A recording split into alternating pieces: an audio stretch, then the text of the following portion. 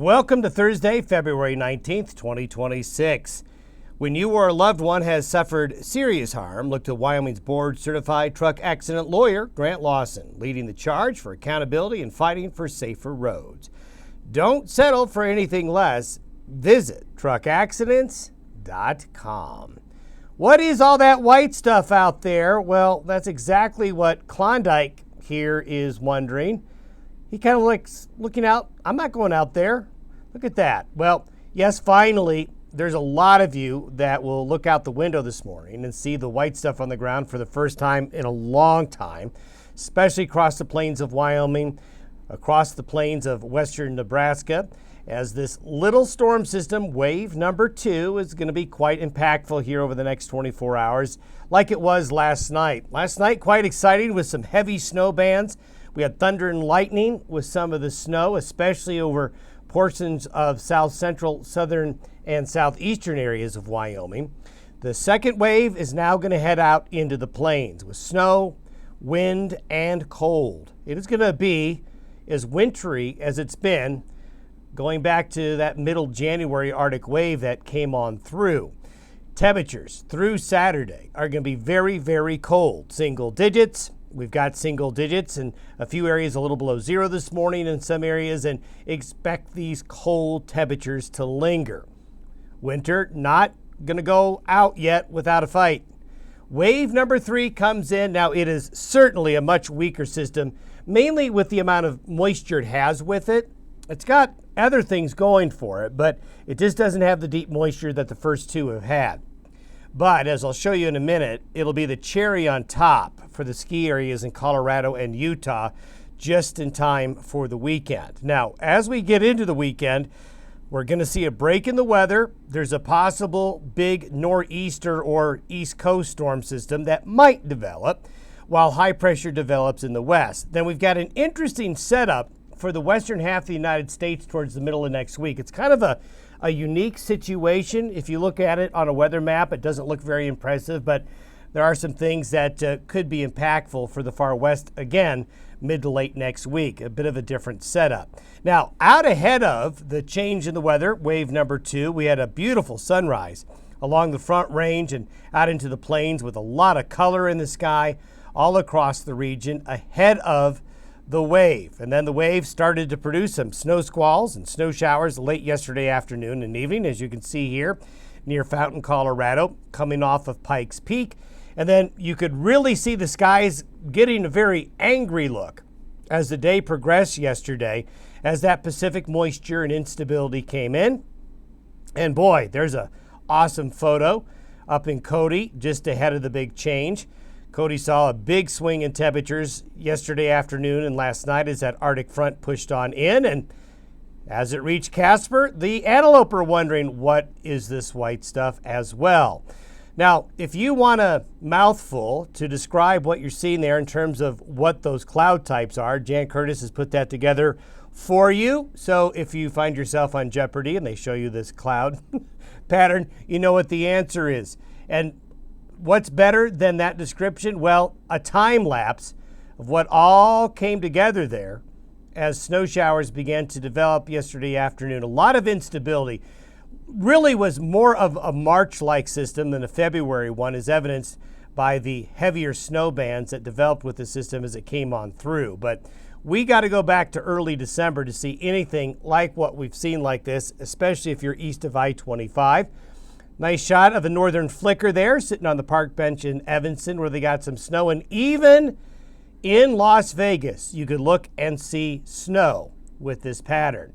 The satellite imagery this morning shows wave number 2 right here. Now, it doesn't look very impressive. We said it was going to be small, and it is. But it's small and feisty. And as it takes a negative tilt, as it did last night, that drew the heavier snow bands a little bit further south and east than some forecasts had indicated. Here's wave number 1. You can see the swirl of clouds there up into Wisconsin and Minnesota. So you can see they're closely spaced together. And then here is number 3 entering the west coast. And if you focus in a little bit better, you can see the structure in wave number 1. But you see the blue? Those are colder cloud tops, which mean you're going to have your precipitation underneath the heavier snow bands. And this system is spinning up. The counterclockwise rotation is getting a little bit tighter. So you're going to see this system be very impactful, especially for you folks in Nebraska. Nebraska finally getting into the action. So this is for the next 24 hours, starting this morning and going through tonight. And you can see Nebraska getting this narrow band, reaching back into northeastern Wyoming, and then wave number 3 coming into California. And this is what the snowfall looks like through tonight. Additional snowfall on top of what came in last night and early this morning. And if you just focus on Nebraska, that's the most I've seen across the state of Nebraska in terms of snowfall for quite a while. Beneficial moisture, but livestock interests and Nebraska travelers. Now it's mostly staying north of the interstate. Nonetheless, up into the Sandhills and areas north of Interstate 80, be ready for a rough ride winter weather-wise here over the next 24 hours. As we go into Friday, wave number 3 moves off the west coast and across Utah and into western Colorado. So we're cycling through this pattern. This guy, instead of coming down, is going to slide and stall off the west coast. So all of this right here will consolidate, as you'll see in a minute, and will become a system in the Great Lakes. Then we'll head towards the northeast. But wave number 3 looks like this. It's not nearly as impressive, but there is going to be an area of light to moderate snow. And this area right here, that's going to move through. I call this the cherry on top for the ski areas in Utah and Colorado because after a big week of the best snow in a long, long time, in the ski areas of Utah and Colorado and parts of Wyoming, this system is going to lay down powder just in time for a big ski weekend.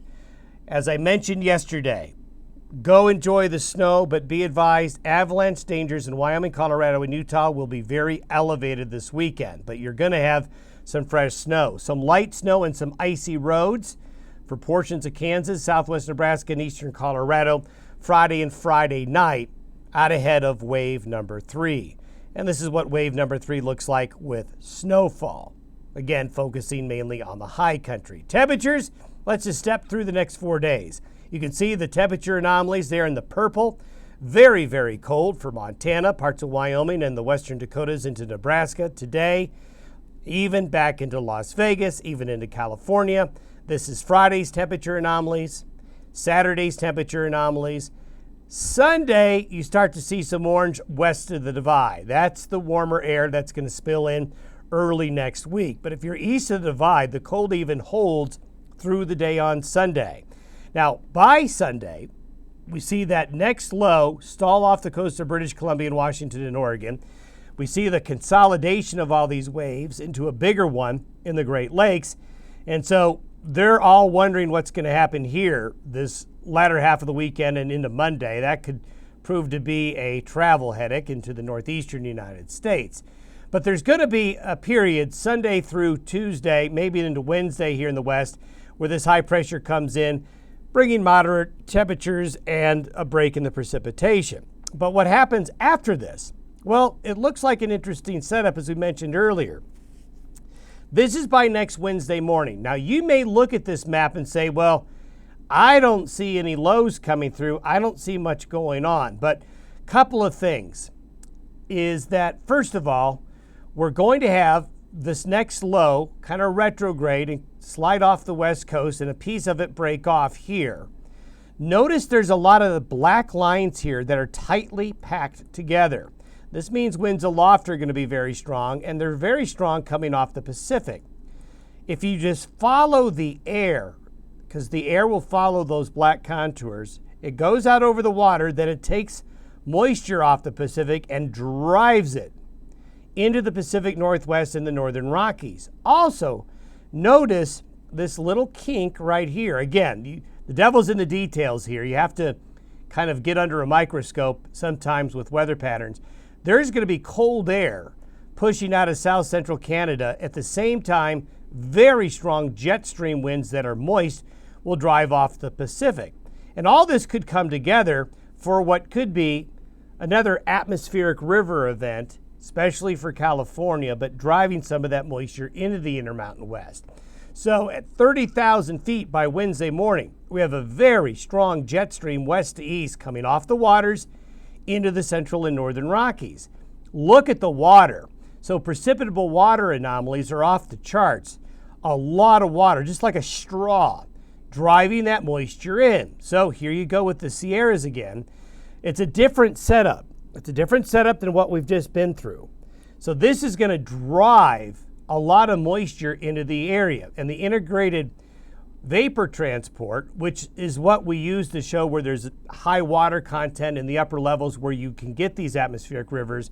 By Tuesday and Wednesday of next week, we're driving that into California. But you see the blue gets up here further north, right along where the cold air boundary is going to be. So is that going to produce more snow in some areas? Maybe, but certainly there's another dose mid to late week of high country snow and another good snowpack producer. Don't forget our regional travel forecast. You go on check with latest road reports. We've got a lot of icy roads and some closed roads, at least as we start this day, Thursday. We'll see you tomorrow.